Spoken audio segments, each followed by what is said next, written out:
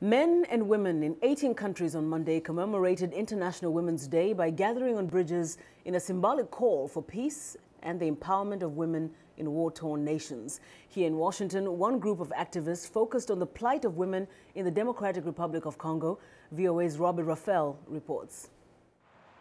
Activists in Washington gathered on Memorial Bridge to raise awareness about rape and other acts of violence against women in the Democratic Republic of Congo.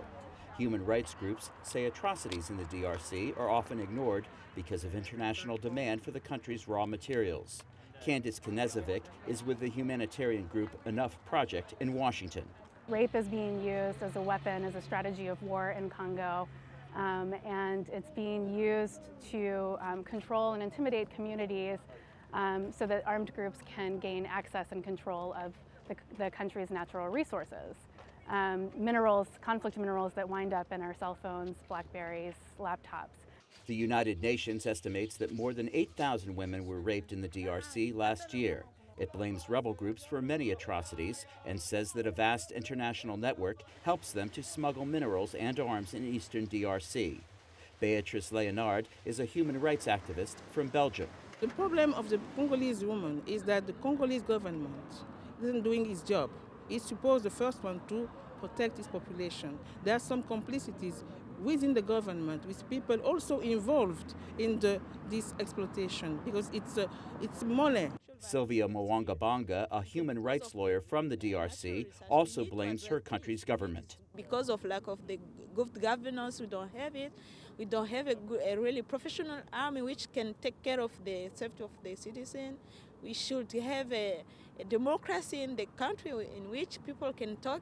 The demonstration in Washington ended simply with organizers calling on Americans not to forget the plight of the Congolese people. Robert Raffel, VOA News. Now, the state of women around the world is recognized at the United Nations in New York. More than 2,000 women gathered there to review progress on women's rights since the Beijing Declaration was signed 15 years ago. The document set out a framework for advancing equality and development for the world's women. Joining me now with more on the conference is VOA's UN correspondent Margaret Besheer. Margaret, welcome to In Focus. Now, a conference has been going on since last week at the UN headquarters, and a lot has, of course, taken place. Just give us some highlights of that conference. Hi, Vincent. Well, it's been a really busy week and a half here at the UN. Like you said, 2,000 women are here. I think the tone of the conference was set last Monday by the Deputy Secretary General of the United Nations, Asha Rose Magiro. She's a Tanzanian woman.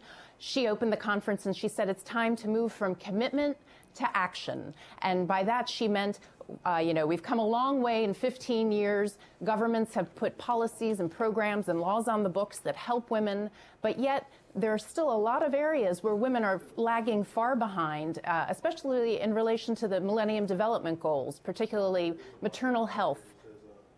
Maternal mortality is still very, very high. Sexual violence against women, combating AIDS and HIV.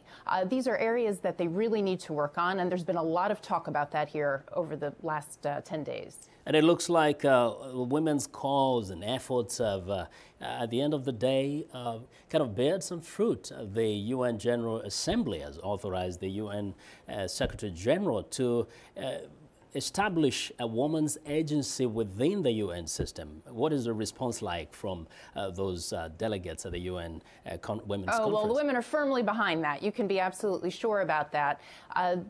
This agency, it's going to be a UN agency for women. Right now, women's issues are taken up by basically 4 different agencies here at the UN, so they're parsed out. But by consolidating them, the UN thinks they can do a better job and support women's causes around the world. It's sort of held up a little bit right now in the General Assembly because the member states can't quite agree on the architecture for this agency, but their deadline that they've set for themselves is September. So hopefully we'll see that in action soon, and we'll see a woman most likely named to head it. Yes. Now, just briefly, is there anywhere in which the UN can say it has led by example in recognizing women? Well, sure. I think, they always say charity begins at home. And the Secretary General has been a big proponent of women since he came here 3 years ago. And he's boosted the ranks of women in the senior positions here at the United Nations, at the Undersecretary General level. The Deputy Secretary General is a woman. And just yesterday, in fact, he named a Swedish woman, Anne-Marie Orler, to be the UN's police chief. So she's going to be the UN's new top cop, as he said. All right. Thank you very much. Indeed, a very encouraging development there. Margaret Besheer, our UN correspondent, talking to us from New York.